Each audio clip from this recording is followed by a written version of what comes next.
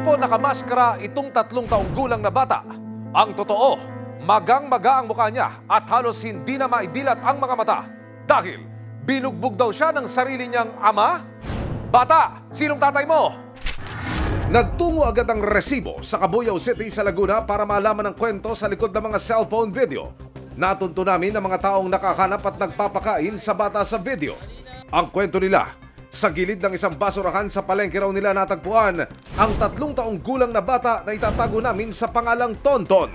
Bali dito po mismo sa lugar na to, sa basurahan no mismo, dyan siya nakatayo na iyak. Akala namin nung una, napangga o ano, yung pala binugbog ng tatay. Grabe naman ginawa sa kanya. Nilagyan ko po ng yelo kagad kasi magamagay mo ka Pikit yung 2 mata niya Tsaka iniinda niya, sakit daw ng ulo niya.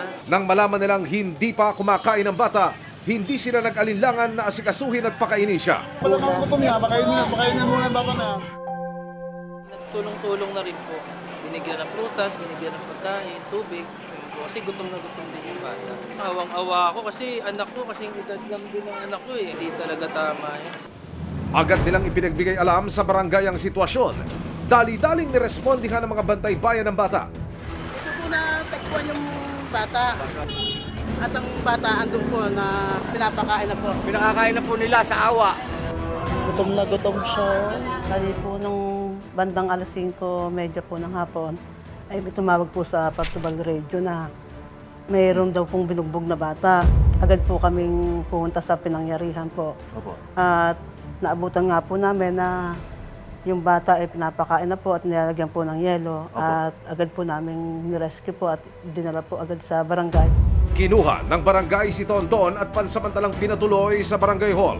Nung nakasakay yung bata sa tricycle ng Bantay Bayan, itinuro po niya yung bahay nila. At kaya po nalaman yung pangalan ng magulang. Ang itinuturo ng bata na nanakit sa kanya, ang kanya mismong ama.